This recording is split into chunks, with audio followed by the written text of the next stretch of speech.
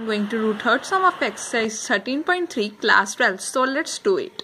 Of the students in the college, it is known that 60% resides in the hostel. मैंने बोला जितने भी students हैं कॉलेज में उसमें से 60% कहाँ पर रहते हैं? हॉस्टल में. तो लिख लेते हैं 60% in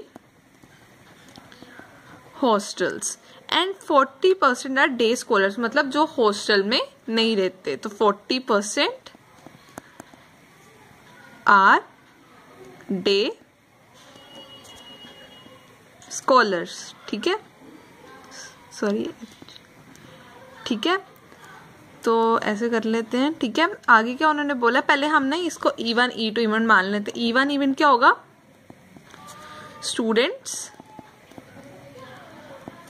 reside in hostel. और E2 इवेंट क्या होगा? Students are day scholars. तो probability of student resides in hostel क्या होगी? प्रोबेबिलिटी ऑफ E1 क्या होगी? 60% क्या होगा? 0.6. और प्रोबेबिलिटी ऑफ E2 क्या होगी? स्टूडेंट्स डे स्कॉलर्स की कितनी होगी? 40% क्या होगा? 0.4. ठीक है, तो आगे देखते हैं आगे क्या लिखा है.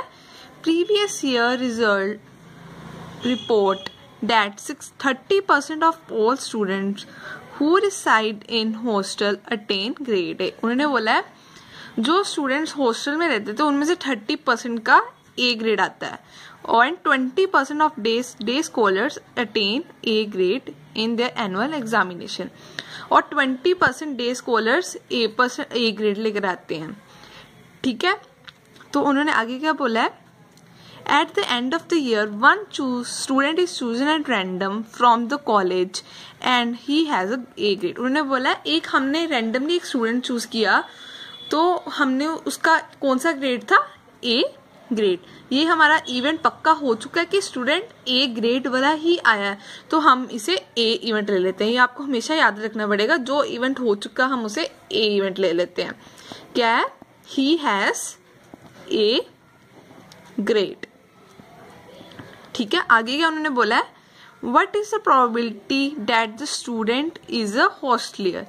तो उन्होंने क्या बोला है कि हमने एक स्टूडेंट रैंडमली चूज किया, उसका ए ग्रेड है, तो हमें ये प्रोबेबिलिटी बतानी है कि वो हॉस्टल से हो. ठीक है, कि वो उसका ए ग्रेड है स्टूडेंट का. तो जो इवेंट हमेशा हो चुका होता है हम उसे बाय में लेते हैं. ये आपको हमेशा याद रखना पड़ेगा.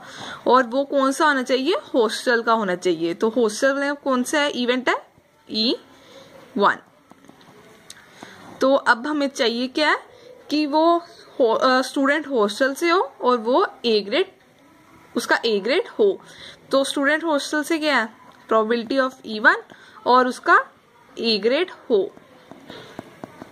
अब हम नीचे सारी प्रोबेबिलिटीज ए ग्रेड की लिख लेंगे. तो पहला तो यही है ना वो कि वो हॉस्टल से हो और उसका ए ग्रेड आ जाए. और दूसरी क्या है कि वो डे स्कॉलर हो, ये वाला, और उसका ए ग्रेड आ जाए. ठीक है, तो जो स्टूडेंट हॉस्टल से हो उसका ए ग्रेड आने की प्रोबेबिलिटी हमें दी हुई है ना कि 30% of all students in the hostel attain A grade. तो कितने हो गए? 30% कितना हो गया? 0.3. और आगे क्या बोला? 20% of the day scholars attain A grade, तो 0.2 हो गया. ये क्या आ गया हमारे पास? P A by E1. और ये क्या आ गया हमारे पास? P A by E2. ठीक है, तो उन्होंने क्या बोला था कि वो हॉस्टल से हो और उसका ए ग्रेड आए. ए ग्रेड आने की प्रोबेबिलिटी क्या है? 0.3. और वो हॉस्टल से उसकी प्रोबेबिलिटी क्या है? 0.6. तो अब हम वैल्यूज पुट कर देते हैं. E1 क्या है? 0.6 into 0.3, 0.6 into 0.3 plus probability of E2 क्या है? 0.4. और वो ए ग्रेड लेकर आए तो उसकी प्रोबेबिलिटी क्या है? 0.2. तो 2 पॉइंट के बाद 0 आएगा तो 0.18. इसमें भी 2 पॉइंट के बाद 0.18 प्लस 0.08. तो ये आ गया 0.18 और नीचे क्या आ गया 0.26। तो इसकी कटिंग करके हमारे पास आंसर आ जाएगा 9/13 इज द आंसर।